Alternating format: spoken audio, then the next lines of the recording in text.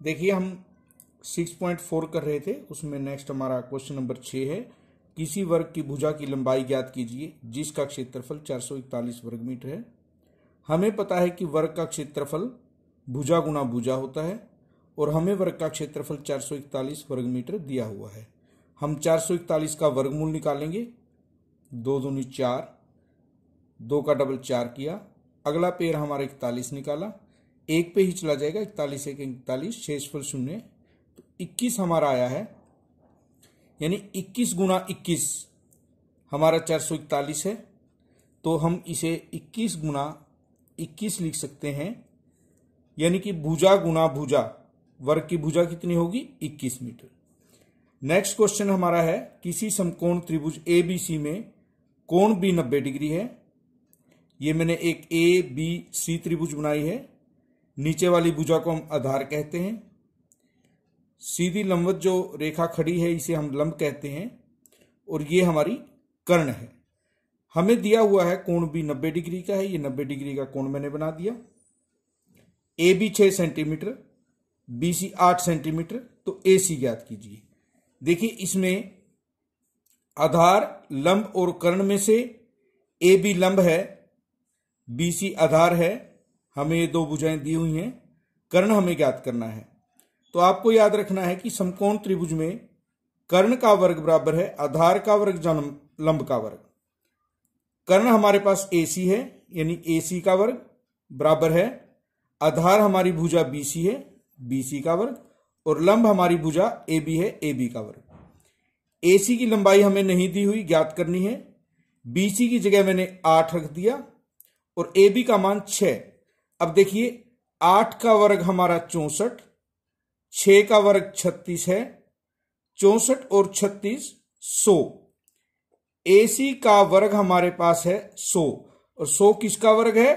10 का वर्ग है। इसीलिए हमारी AC भुजा जो होगी वो 10 सेंटीमीटर होगी।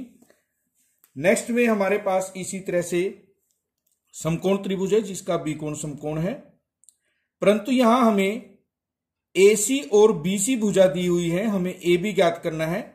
AC हमारे पास कर्ण था जो 13 सेंटीमीटर दिया हुआ है, BC आधार था जो 5 सेंटीमीटर दिया हुआ है।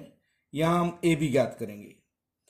अभी मैंने आपको बताया कि कर्ण का वर्ग बराबर है आधार का वर्ग जमा लंब का वर्ग। कर्ण हमारा AC है, तो AC का वर्ग बराबर है BC का वर्ग जमा AB का वर्ग।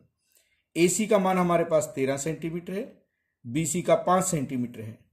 13 का वर्ग 169 है और 5 का वर्ग हमारे पास 25 है, प्लस में AB का वर्ग। AB हमें मान ज्ञात करना है, इसलिए 25 को दूसरी तरफ ले जाकर माइनस कर देंगे हम, तो हमारे पास इस तरफ AB का वर्ग रह जाएगा। अब 169 में 25 गया तो 144 आपके पास आएगा। ये AB का वर्ग है। अब हमें इसे वर्ग के रूप में लिखना है। 12 का वर्ग बराबर AB का वर्ग, यानी AB हमारा क्या आया? 12 सेंटीमीटर आया। आगे हमें दिया हुआ है कि एक माली के पास 1000 पौधे हैं।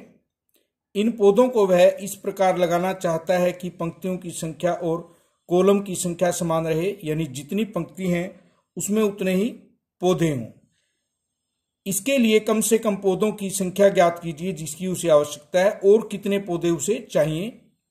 पंक्तियों की संख्या और कॉलमों की संख्या बराबर है और हमारे पास पौधे कितने हैं? 1000।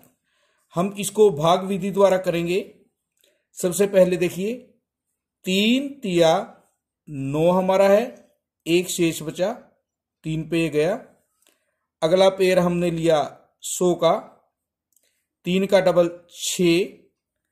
अब हम इसको कितने पर लेकर जाएंगे? 61 एकम 61 ही होगा, तो हमारे पास 9 और 9 में से 6 गया 3, यानी कि हमारे पास ये जो 1000 संख्या है वो 31 के वर्ग से अधिक है। कितना है? 39 है। यदि हम 39 को घटाएं तो यह पूर्ण वर्ग संख्या बन जाएगी, लेकिन हमें जितने और पौधों की आवश्यकता है वो बताना है, कम से कम इसमें कितने और लिए जाएं। यानी 31 के बाद यह है 32 का वर्ग हमें देखना पड़ेगा, 31 से अधिक है। 32 का वर्ग जब हम देखेंगे 32 गुना 32 तो वो 1024 होगा। 1000 पौधे हमारे पास हैं तो हमें कितने पौधों की और आवश्यकता है? 24 पौधों की और आवश्यकता है। 24 पौधे और हमें चाहिए। लास्ट क्वेश्चन इस चैप्टर का यानी 6.4 का। एक विद्यालय में 500 विद्यार्थी हैं। पीटी ने अभ्यास करवाना है। उन्हें इस तरह खड़ा किया गया है कि जितनी पंक्तियों की संख्या है उसमें उतने ही कॉलमों की संख्या है।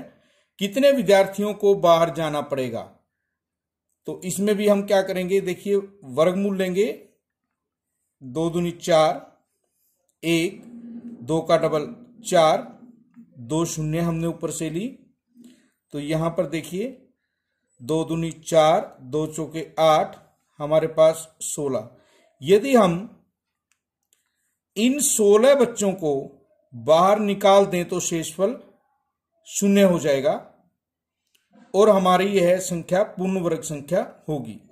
यानी कि हम 16 विद्यार्थियों को हमें घटाना पड़ेगा। 16 विद्यार्थी अगर बाहर चले जाएं तो यह पूर्ण वर्ग संख्या बन जाएगी।